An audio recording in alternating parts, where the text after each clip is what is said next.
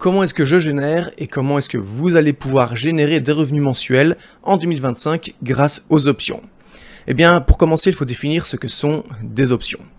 Qu'est-ce qu'une option en bourse? Eh bien, une option, c'est un instrument financier dérivé qui donne à son détenteur, donc à la personne qui va acheter cette option, le droit, mais pas l'obligation, et cette notion est très importante, un acheteur a un droit, mais n'est pas obligé d'exercer son droit, d'acheter ou vendre un actif à un prix déterminé à l'avance, appelé le prix d'exercice ou strike en anglais, à une date donnée, qu'on appelle la date d'expiration, ou avant celle-ci. Pourquoi ou avant celle-ci? Eh bien tout simplement parce que je traite essentiellement des options américaines qui peuvent être exercées à expiration ou avant, et à côté de ça on va retrouver des options européennes qui elles ne peuvent être exercées que à expiration. On parle d'options qui nous permettent d'acheter ou de vendre un actif. Quel type d'actif? Eh bien cela peut être une action, un indice, un ETF, etc. Moi personnellement je me concentre essentiellement sur la vente d'options sur des actions. Une option c'est donc un contrat entre d'un côté un acheteur et de l'autre côté un vendeur. Et retenez bien cette information car c'est très très important. L'acheteur d'une option paye une somme d'argent au vendeur de l'option, appelée prime ou premium. Donc, je pense que vous comprenez déjà pourquoi je me positionne uniquement comme vendeur d'options et non comme acheteur. C'est parce que je veux recevoir des primes, je veux recevoir des premiums, je ne veux pas payer de ma poche. Quel type d'options va-t-on vendre ou acheter? Eh bien, il existe deux types d'options, les options call et les options put. On l'a vu, on peut acheter ou vendre, donc sur base de ça, on en conclut qu'il existe 4 possibilités, soit de faire de l'achat de call ou de l'achat de put, faire de la vente de call ou de la vente de put. Mais pourquoi choisir plutôt l'un que l'autre? Eh bien, acheter un call va donner à l'acheteur le droit, mais encore une fois, retenez ce principe, c'est très important, un acheteur de call va avoir le droit, mais pas l'obligation, d'acheter 100 actions à un prix d'exercice défini à l'avance, à la date d'expiration ou avant. Option américaine et non européenne. Un acheteur de call, en fait, il est bullish, il pense que le sous-jacent va grimper. Et comme c'est un acheteur de call, pour ouvrir ce contrat, il va payer une prime. Acheter un put, c'est le contraire. Ça donne à l'acheteur le droit, mais pas l'obligation, de vendre 100 actions à un prix d'exercice défini à l'avance, à la date d'expiration ou avant. Lui, il pense que le sous-jacent va chuter. En d'autres termes, acheter un put, cela revient à shorter l'action. Vous avez peut-être entendu ce terme, shorter une action, shorter un indice. Eh bien, c'est possible en faisant un achat de put sur ce sous-jacent. Vous pensez que Apple va s'effondrer parce que les ventes d'iPhone diminuent. Vous pouvez acheter un put pour shorter l'action. Et si, en effet, Apple baisse, vous allez gagner de l'argent. Comme il s'agit d'un achat d'option, un achat de put, l'acheteur du put paye une prime. Je vous l'ai dit, je n'aime pas payer de ma poche, je préfère recevoir de l'argent. Donc c'est pour cela que je vais me positionner comme vendeur d'options. Je vais vendre un call et cette vente de call va m'obliger à vendre 100 actions à un prix d'exercice défini à l'avance à la date d'expiration ou avant. La vente de call, c'est quand on pense que le sous-jacent va stagner ou baisser et le vendeur d'options reçoit une prime. Il est payé pour vendre un call. La vente de put, c'est l'opposé, ça va obliger le vendeur de ce put à acheter 100 actions à un prix d'exercice défini à l'avance, à la date d'expiration ou avant. Un vendeur de put pense que l'action, le sous-jacent va stagner ou grimper, et comme c'est un vendeur de put, c'est une vente de put, on vend une option, vous avez compris maintenant, ce vendeur de put reçoit une prime. Le mieux c'est de vous montrer un exemple concret. On va vendre un put, je répète parce que c'est important de bien comprendre pourquoi on vend un put. Un investisseur va vendre un put lorsqu'il pense que le sous-jacent, donc ici l'action, je vais vous montrer un exemple avec une action, va stagner ou grimper. Mais si au contraire, à expiration, le cours baisse, et il baisse en dessous du prix d'exercice choisi, eh bien cet investisseur s'engage à acheter les actions à ce prix-là. Prenons un exemple, PayPal, une de mes entreprises préférées que je trouve assez sous-évaluée en ce moment.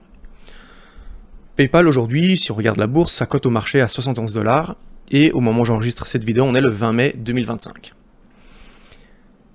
On va choisir une date d'expiration. J'aime prendre une date d'expiration à environ 30-40 jours, et je vous expliquerai juste après pourquoi.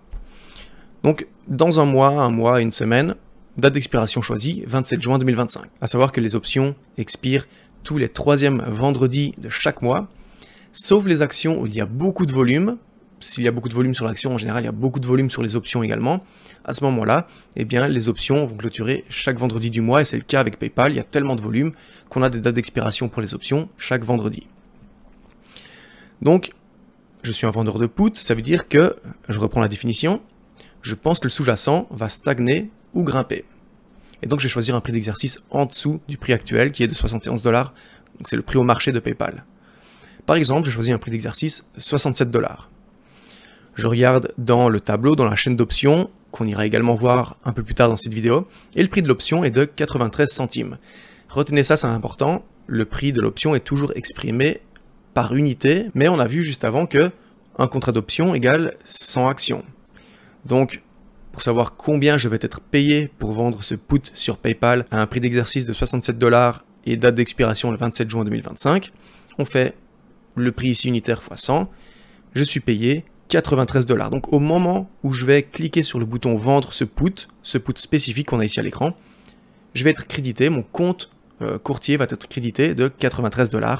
C'est de l'argent qui va dans ma poche, j'en fais ce que je veux. Peu importe l'issue du put, c'est de l'argent que j'ai encaissé, il est à moi.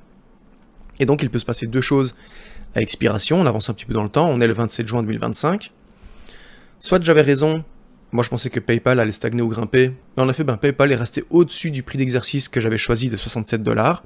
L'option se clôture, on n'en parle plus, et je peux revendre un nouveau put pour une autre date, à un autre prix éventuellement.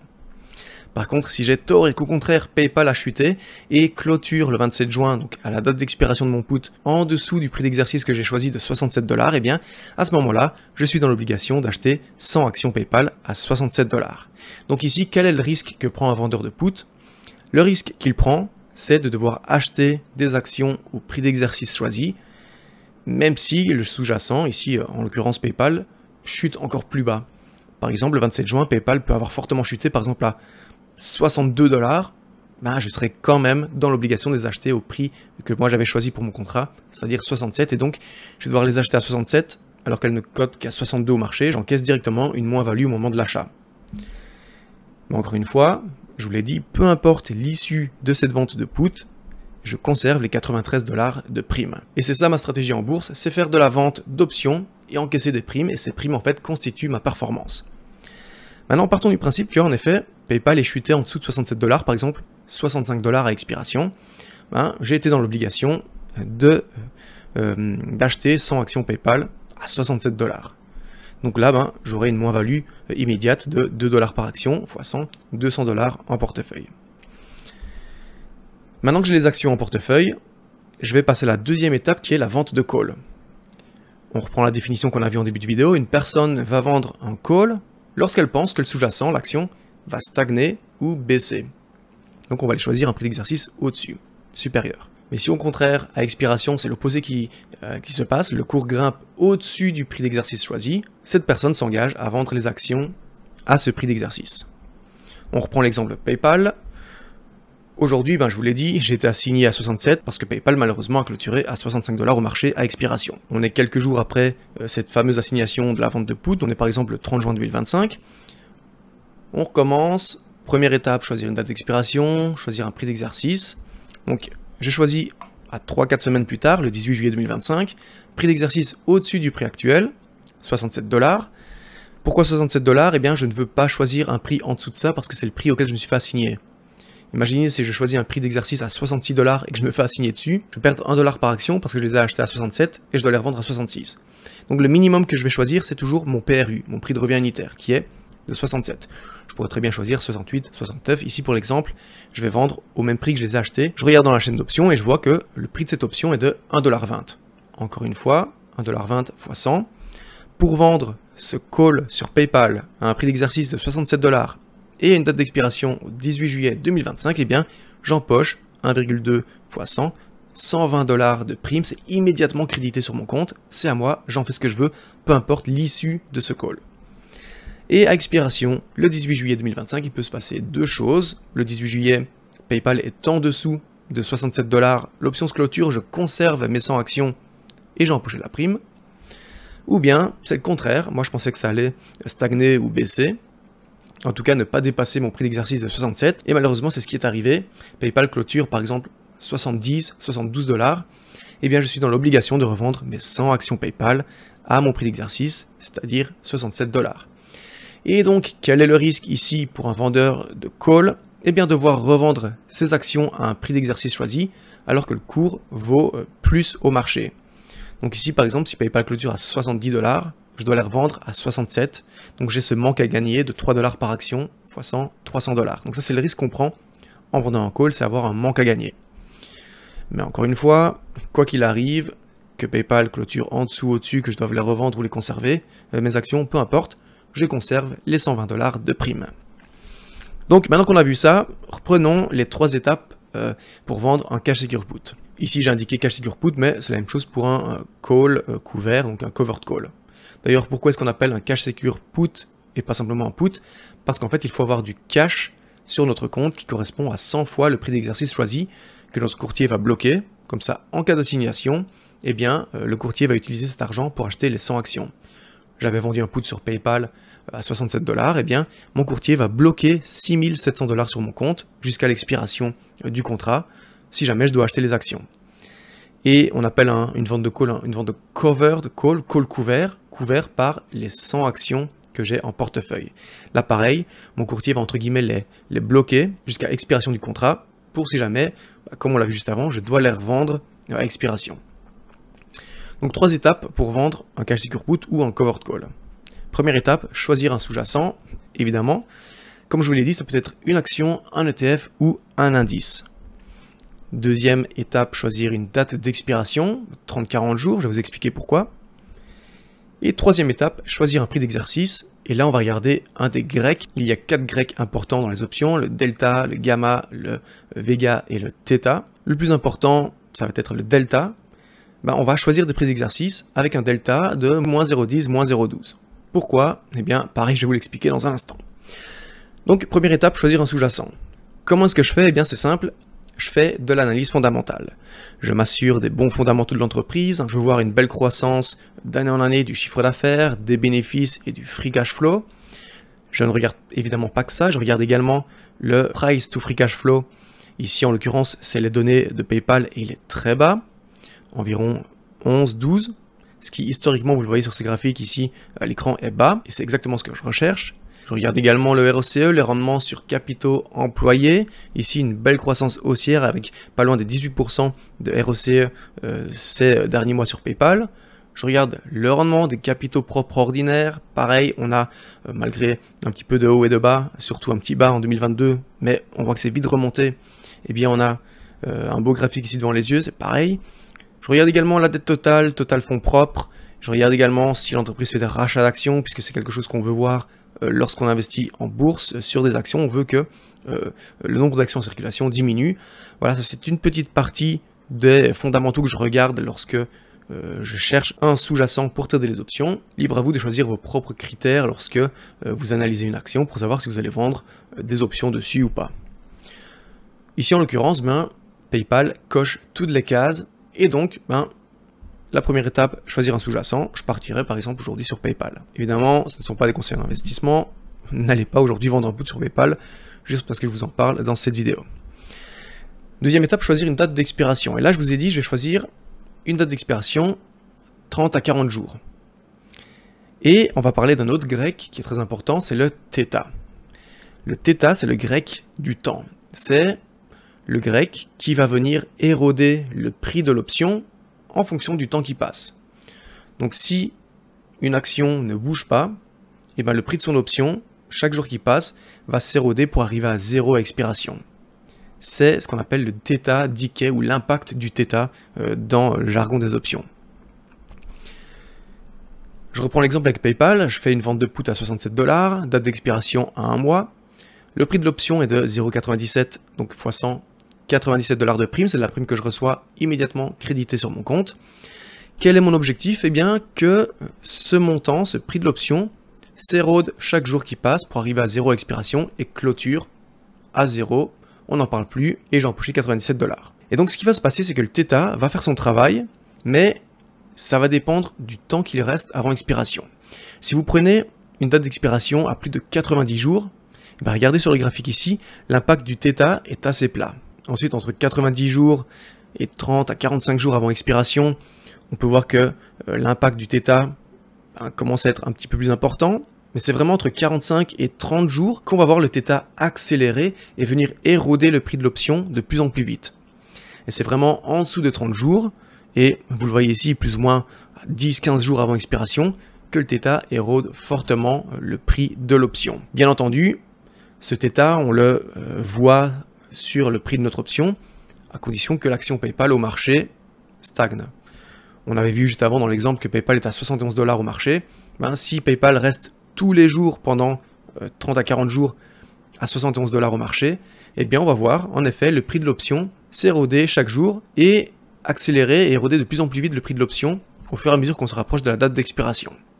Je rentre un petit peu dans des sujets techniques ici, mais comme ça vous savez pourquoi j'ai choisi des prix d'expiration à 30-40 jours, c'est parce que c'est là que le grec θ commence à faire vraiment son travail, et c'est ce qu'on cherche avec le temps qui passe, et c'est d'ailleurs comme ça qu'on appelle les vendeurs d'options, on les appelle les vendeurs de temps.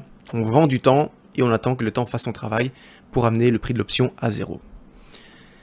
Troisième étape, c'est de choisir un prix d'exercice. Et là je vous ai dit pour la vente de Cash Secure Put, je vais choisir un delta de moins 0,12, moins 0,10. Ce delta, il est très important, je vais vous expliquer ce qu'il représente dans un instant, mais il peut donner une information assez intéressante. Attention, retenez bien ça, ce n'est pas une science exacte, ne prenez pas ça à la lettre. Mais le delta, si on le prend inversement et en pourcentage, donc 0,12 ça donnerait 88, 0,10 ça donnerait 90, et bien ça nous donnerait, si on partait sur un delta de moins 0,12, moins 0,10, environ 88 à 90% de chances que l'option expire en notre faveur, c'est-à-dire dans le cas d'un put, au-dessus du prix d'exercice choisi. Encore une fois, ce n'est pas une science exacte et ne vous basez pas uniquement sur ça pour choisir un prix d'exercice, mais ça peut donner une indication intéressante. Ce que le delta représente vraiment, en fait, c'est qu'il va nous indiquer de combien le prix de l'option va augmenter ou baisser pour chaque mouvement de 1 $ du sous-jacent. Le plus simple, c'est de montrer un exemple. PayPal vaut 71 $ au marché, vente de put à 67 $, et le prix de l'option est de 97 centimes. Et donc la prime reçue fois 100, 97 $. Le delta de cette option est de moins 0,12. Et bien regardez ce qu'il se passe si PayPal au marché fluctue. Si l'action PayPal grimpe de 1 $ et passe de 71 $ à 72 $, eh bien le prix de l'option perd la valeur du delta et donc passe de 0,97 à 0,85. Si au contraire l'action PayPal baisse de 1 $ et passe de 71 $ au marché à 70 $ au marché, eh bien c'est l'opposé, le prix de l'option gagne 0,12 centimes de valeur et passe de 0,97 à 1,09 $. Et donc oui, vous l'avez compris, si j'avais attendu que PayPal chute à 70 $ pour vendre ce put, eh bien j'aurais pu empocher une prime un peu plus élevée. Pourquoi? Eh bien c'est simple, plus on va se rapprocher du prix d'exercice choisi pour un put, eh bien plus la prime, le prix de l'option va être important. Pourquoi? Eh bien tout simplement parce qu'il y a plus de chances que je me fasse exercer sur ma vente de put à 67 $ si PayPal est à 70 $ au marché, que s'il est à 71 ou 75 ou 80 $. Si maintenant vous essayez de vendre un put sur PayPal à un prix d'exercice de 10 $ pendant un mois, bien déjà de 1, bonne chance pour trouver un acheteur de l'autre côté parce que c'est tellement improbable que PayPal chute à 10 $ d'ici un mois qu'il n'y aura aucun acheteur de l'autre côté du contrat. Et quand bien même vous arriviez à vendre ce contrat de put, je peux vous garantir que vous obtiendrez peut-être 1 centime, 2 centimes de prime, ce qui ne couvrira absolument pas les frais que vous allez payer à votre courtier pour l'ouverture du contrat. Donc voilà, 3 étapes, on choisit un sous-jacent, une date d'expiration et un prix d'exercice. Maintenant, ce que je vous propose de faire, c'est qu'on se rende sur mon courtier. On se retrouve ici sur mon courtier Interactive Broker. J'ai 2 comptes, un compte que j'ai commencé en début d'année 2025 avec environ 10 000 €, donc au moment où j'ai changé l'argent, c'était à 10 300 $, je traite que en dollars. Et aujourd'hui, regardez, sur ce petit portefeuille qui est, on va dire, dédié à des positions un petit peu plus spéculatives, j'ai un rendement de 20,25% depuis le début de l'année, donc je suis très content. Mais le plus important pour moi, c'est mon portefeuille principal qui est juste ici et sur lequel j'estime avoir aussi une belle performance depuis le début de l'année à 10,91%. On est bien en YTD year to date lorsque le SP500 est à seulement plus 1,39%. Bref, je vais vous montrer dans cette vidéo comment vendre un Cash Secure Put en live puisque j'ai envie de prendre une position aujourd'hui. Il y a une entreprise en particulier que j'ai analysée sur laquelle je veux vendre une option et cette entreprise c'est Abercrombie. Ticker ANF, donc première étape, rappelez-vous, choisir un sous-jacent, c'est fait, j'ai analysé Abercrombie, je veux vendre un put dessus. Pour ça, je vais me rendre ici dans la barre de recherche, je vais taper ANF, Hop, ici on est bien sur Abercrombie. Et je choisis chaîne d'options. La chaîne d'options, qu'est-ce que c'est? Eh bien, c'est une sorte de tableau qui va nous permettre de visualiser toutes les options possibles, vendables ou achetables sur Abercrombie. Je descends un petit peu. Je vais dézoomer légèrement. Voilà. Donc ici en haut à gauche, on a Abercrombie & Fitch, ANF. Petite parenthèse, vous le voyez, je suis sur Interactive Brokers. Pour moi, c'est le meilleur courtier pour trader les options. D'ailleurs, vous pouvez créer un compte assez facilement, gratuitement, et même un compte démo pour vous entraîner à vendre des options. Je vous laisse le lien de Interactive Brokers juste ici en dessous dans la description. Je ferme la parenthèse, on revient ici à Abercrombie, donc prix au marché, eh bien l'action cote à 78,16 $. Les marchés sont ouverts, ici on peut voir les dates d'expiration possibles. Comme je vous l'ai dit, les options expirent chaque troisième vendredi du mois, mais les actions sur lesquelles il y a beaucoup de volume, eh bien, ont également, pour leurs options, des dates d'expiration hebdomadaires. C'est le cas d'Abercrombie. Regardez, j'enregistre cette vidéo le 20 mai 2025. On a une expiration ici dans 3 jours, le vendredi 23 mai. Je vais rezoomer un petit peu. Hop. On a une autre date d'expiration le vendredi 30 mai. Ici dans 10 jours, 6 juin, dans 17 jours, etc. etc. Le plus loin qu'on peut aller, je pense que voilà, c'est ici à 605 jours, le 15 janvier 2027. Première étape, on a choisi le sous-jacent, Abercrombie. Deuxième étape, choisir la date d'expiration. Moi, j'aime bien vendre à une date d'expiration entre 30 et 40 jours. Pourquoi? Je vous laisse quelques secondes pour réfléchir, pour profiter au maximum du θ qui va venir éroder le prix de l'option. Donc 30-40 jours, par exemple. Ici, le vendredi 27 juin, dans 38 jours, ça me paraît être une bonne date d'expiration pour ce contrat d'option. On a le sous-jacent, on a la date d'expiration. Maintenant, je vais choisir le prix d'exercice. On se rend ici sur le tableau. Vous le voyez à gauche, on a les options d'achat, ou autrement dit les options call, avec le prix acheteur et le prix vendeur. Ça ne nous intéresse pas puisque nous, on veut vendre un put. Pour ça, on regarde la colonne de droite, option de vente. Donc, en anglais, on appelle ça une option put. Et on a également les cours acheteurs et les cours vendeurs, ainsi qu'une autre colonne ici, le dernier prix auquel a été tradé cette option à ce prix d'exercice en particulier. Et au milieu, justement, on a le prix d'exercice. Regardez, on peut choisir des prix d'exercice allant jusqu'à 105 $. Et le plus bas qu'on peut choisir, c'est 40 $. Donc j'estime qu'un prix d'exercice intéressant pour cette vente de put, c'est avec un delta autour des moins 0,10, moins 0,12. Le delta, on peut le voir ici, dans cette colonne-ci. Si jamais vous êtes sur Interactive Broker et que vous ne voyez pas le delta sur votre chaîne d'options, pas de souci, vous pouvez cliquer juste ici, sur les 3 petites barres bleues, hop, et vous allez pouvoir cliquer ensuite sur gérer les colonnes et ajouter eh bien, les données que vous souhaitez. Bon, regardez, hop, je l'ai mis ici, delta, c'est pour ça qu'il apparaît. Je ferme ceci, je reviens en arrière, et voilà. Donc vous faites ça, et vous aurez le delta qui va s'afficher. Je vous ai dit, moins 0,12, moins 0,10. On va descendre ici, puisque le prix d'Abercrombie au marché, c'est 78 $, et moi je veux vendre un put, évidemment, en dessous de ce prix-là. On va remonter ici, ou plutôt descendre dans les prix d'exercice, et on peut voir ici que, voilà, on est autour de moins 0,10, moins 0,11, moins 0,12. Celui-là me paraît pas trop mal, avec un prix d'exercice de 60 $, on est à pile un delta de moins 0,12. On a encore une fois le cours vendeur, le cours acheteur, et le dernier cours auquel s'est vendue cette option. C'est une option de vente, une option put. Moi je veux la vendre, je veux vendre un put, donc je vais cliquer ici sur vendre. On a cette fenêtre qui s'affiche sur la droite. On est bien ici sur une vente. Il faut toujours bien revérifier à chaque fois ce qu'on fait pour ne pas faire d'erreur. On est bien sur une vente de un contrat, ici, hop, chaque fois ça se ferme, hop. On est bien sur une vente d'un contrat au 27 juin 2025 à un prix d'exercice de 60 $. Une autre façon de s'assurer qu'on est bien en train de vendre une option et qu'on n'est pas en train d'acheter une option, c'est ici. C'est écrit en bleu, crédit. On va être crédité, on va être payé. Donc à partir du moment où on est payé, c'est qu'on vend bien une option. On est donc bien sur une vente de put à 60 $ pour dans 38 jours, le 27 juin 2025.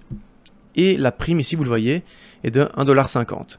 Ça, c'est ce qu'Interactive Brokers me dit. Mais vous allez voir que ce n'est pas exactement ça. On va revérifier une deuxième fois qu'on est bien sur l'option qu'on veut vendre. On est bien en effet sur une vente de un contrat au 27 juin 2025 à un prix d'exercice de 60 $. On est bien sur une option de vente, une option put. Une fois que j'ai validé tout ça et que je me suis assuré que c'est bien l'option que je veux vendre, je clique ici sur l'ordre. Ici, on est à la dernière étape et vous voyez qu'il y a quand même un petit peu de spread puisque le cours acheteur est de 1,25 et le cours vendeur est de 1,50. Je vais toujours vendre des options avec un ordre limite parce que si vous le passez au marché, il y a beaucoup de chances qu'Interactive Brokers vous le passe à un prix qui n'est pas toujours favorable et vous allez souvent perdre quelques dollars, parfois quelques dizaines de dollars par contrat, donc passez toujours un ordre limite. Et comment choisir le prix limite? Eh bien, moi ce que je fais c'est que je me positionne toujours entre le cours acheteur et le cours vendeur. Donc ici en l'occurrence 1,25, 1,50, eh bien, hop, j'ai pas envie de faire ça de tête, il est tard chez moi, désolé les amis, 1,25 plus 1,50, hop, le prix moyen est de 1,37. Je vais venir ici, donc on est bien hop, sur une vente, bouton vendre, prix limite, cours limite, 1,37. Hop. Petit aperçu, c'est bien ce que je veux faire, vendre un put sur Abercrombie ANF au 27 juin 2025 à 60 $. Et c'est bien un put, une vente de put. Désolé si je me répète à chaque fois, mais c'est très important parce que j'ai vu tellement de débutants faire des erreurs. Ils veulent vendre un put et au lieu de ça, ils vendent un call. Ou ils veulent vendre un put, ils font pas attention, ils achètent un put. Donc vérifiez toujours, même 2-3 fois si nécessaire, que vous êtes bien sur l'option et le type d'option surtout que vous voulez effectuer. Une fois que j'ai validé tout ça, je clique sur passer un ordre de vente. Hop, accepter. Et maintenant, on peut voir que l'ordre a été envoyé. Parfois, l'ordre peut ne pas passer immédiatement, donc on a deux choix, soit patienter un petit peu, ou soit aller modifier l'ordre et jouer avec quelques centimes. Par exemple, j'avais mis un ordre limite à 1,37, peut-être le réduire à 1,36 ou 1,35 pour voir si ça passe. Je ne vais pas vous faire patienter non plus 15 ans, donc je clique ici et on va aller voir les ordres dans l'onglet transactions, ordre et transactions. On peut voir que c'est ici. Plutôt dans la journée, j'avais annulé une vente de put sur, regardez, MC, qui est LVMH. On est bien ici, ANF, Submitted, ça confirme bien que l'ordre a été envoyé, mais n'est pas encore passé. Je clique sur les trois petits points, modifier l'ordre, et on va jouer avec les centimes, par exemple, mettre 1,36. Soumettre l'ordre de modification. L'ordre a été envoyé. Pareil, je peux patienter un petit peu, ou bien aller le remodifier. Ici, en l'occurrence, c'est ce que je vais faire. Modifier. D'ailleurs, j'ai vu qu'entre temps, les cours acheteurs et vendeurs ont bougé. Regardez, maintenant, on est à 1,25 et 1,35. Donc, le milieu, c'est 1,30. Donc, je vais me positionner à 1,30. Donc, je rappelle que si cet ordre passe, eh bien, je vais empocher 1,30 fois 100, 130 $ pour cette vente de put sur Abercrombie. Je mets 130, soumettre l'ordre de modification. Et voilà, regardez, votre ordre a été exécuté. Il a disparu des transactions en attente et maintenant on va aller pouvoir visualiser cette vente de put sur mon portefeuille. Je me rends ici sur mon portefeuille et regardez, en l'occurrence j'avais d'autres ventes de put en cours sur Abercrombie, 1 à 55 pour le 6 juin et 2 à 75 $ pour le 30 mai. Et regardez, j'ai cette ligne qui est apparue sur mon portefeuille. Abercrombie & Fitch, c'est bien le put que j'ai vendu au 27 juin 2025 à un prix d'exercice de 60 $. Et maintenant, qu'est-ce qu'il faut faire? Eh bien, plus grand chose, il faut patienter au 27 juin 2025 et voir à quel prix Abercrombie trade au marché. Il pourra se passer deux choses. Premièrement, Abercrombie reste au-dessus de 60 $, j'ai empoché mes 130 $ et on n'en parle plus. Soit Abercrombie a chuté en dessous de 60 $, et à ce moment-là, eh bien, je devrais acheter 100 actions Abercrombie à 60 $. Même si à ce moment-là, Abercrombie cote par exemple à 58, je vous rappelle le risque d'une vente de put. Je vous ai montré les amis ma performance depuis le début de l'année, c'est de la performance latente, donc bon, voilà, j'espère que je vais continuer sur cette belle lancée. Mais ce que je vais vous montrer ici, c'est mes performances en 2023 et 2024. Ce sont les snapshots qui sont tirés de Interactive Brokers. Si vous utilisez le courtier, vous connaissez ces graphiques-là. Ma performance en 2023, grâce à ma stratégie qu'on appelle la wheel stratégie, la stratégie de la roue, puisque je pense que vous l'avez compris, je commence par une vente de put. En cas d'achat d'actions, je fais une vente de call. En cas de revente des actions, hop, je reviens à zéro et je recommence un tour de la roue. Donc c'est ma stratégie en option, c'est la wheel stratégie. En 2023, ça m'a permis d'avoir une performance de 19,73%. Et en 2024, eh bien, j'étais légèrement en dessous à 18,39%. 2024, j'ai un petit peu sous-performé. Le SP500, oui, ça arrive. Mon objectif, c'est de battre le SP500 sur le long terme, donc c'est-à-dire faire plus de 9,5-10% par an en moyenne sur du long terme. Quel rendement est-ce que vous allez pouvoir espérer en tradant les options avec la stratégie de la roue, ma stratégie, la wheel stratégie? Eh bien, je vais vous montrer ça via un calculateur ici disponible sur ma page de présentation de mon programme options, parce que oui, depuis maintenant un peu plus de 2 ans, je forme les investisseurs au trading d'options et surtout à ma stratégie qui est la wheel stratégie. Donc c'est mon programme que j'ai appelé le programme OLT, option long terme. Pourquoi ce nom? Eh bien parce que je considère que une stratégie d'option doit être appliquée sur des actions avec des bons fondamentaux et sur lesquelles on a une vision long terme. Donc pas de trade spéculatif, pas de grosses prises de risque, non. On est vraiment très protecteur du capital et donc on mixe stratégie long terme sur des belles valeurs avec une stratégie d'options pour arriver à surperformer les indices sur le long terme. Le lien de cette page de présentation du programme OLT se trouve également ici en dessous avec le lien Interactive Brokers, ici en dessous donc dans la description de cette vidéo. Sur cette page de présentation du programme OLT, mon programme options, j'ai ajouté un calculateur de rendement. Donc c'est très simple, vous allez indiquer le montant de votre portefeuille. Imaginons que vous ayez un portefeuille d'une valeur de 50 000 $. Et vous allez jouer avec le rendement mensuel. J'ai mis ce rendement mensuel entre 0 et 3%. Pourquoi est-ce que je l'ai mis à maximum 3%? Parce que déjà 3% par mois, c'est énorme. Vous allez peut-être le faire une fois sur l'année, mais ce n'est pas quelque chose de viable sur le long terme, d'accord? Il faut être réaliste. J'ai mis ici ma performance annuelle de 2023. D'ailleurs, je pourrais le modifier parce que je suis un petit peu plus au-dessus de ça dernièrement. Mais en 2023, j'avais une performance mensuelle moyenne de 1,34%. C'est pour ça que par défaut, vous voyez 1,34%. Jouez avec le rendement, mais si on part du principe que vous pouvez obtenir la même performance mensuelle que moi, donc 1,34% environ, et bien avec un portefeuille de 50 000 $ ou euros, vous pourriez toucher 670 € de prime mensuelle. Si maintenant vous avez un portefeuille un petit peu plus conséquent, disons 80 000, et que vous arrivez à obtenir une performance, d'ailleurs comme la mienne en 2025, c'est-à-dire environ 1,6% par mois, on l'indique ici 1,6%, hop, regardez, eh bien sur base d'un portefeuille de 80 000 €, vous pourriez aller chercher 1280 € de primes mensuelles, et regardez, c'est ça qui est important, si ces primes, au lieu de les retirer pour vivre, vous les réinjectez, donc c'est-à-dire que vous profitez de ce principe des intérêts composés, de l'effet boule de neige, eh bien après un an, votre portefeuille aura une valeur de 96 786 €. Au bout de 5 ans, 207 000 €, etc., etc. Donc je vous invite à cliquer dessus et à aller jouer avec les différents leviers. J'aimerais également vous parler d'une autre chose à propos de mon programme options, c'est qu'en plus des 40 vidéos de formation qui vont vous permettre d'être complètement autonome et qui vont tout simplement vous permettre d'appliquer une stratégie d'options par vous-même à votre portefeuille boursier, en plus de ça, si vous décidez de rejoindre le programme, eh bien non seulement vous avez accès à toute la partie théorie et de la partie pratique, mais surtout vous avez accès à une communauté, et ça c'est un des gros points forts du programme options, c'est la communauté privée sur Discord. C'est une communauté, on a un peu plus de 120 membres aujourd'hui, où on discute tous les jours. Regardez, on a des salons de discussion, d'ailleurs il y a encore des messages que je n'ai pas lus. C'est un Discord sur lequel on parle d'options au quotidien, j'y suis présent tous les jours, il y a des salons questions-réponses. Très important, regardez Live Trade, je partage mes trades en direct. D'ailleurs, le put que je viens de faire sur Abercrombie, dès que j'ai fini de tourner cette vidéo, je vais l'indiquer ici sur cette page, ici dans le salon Live Trade.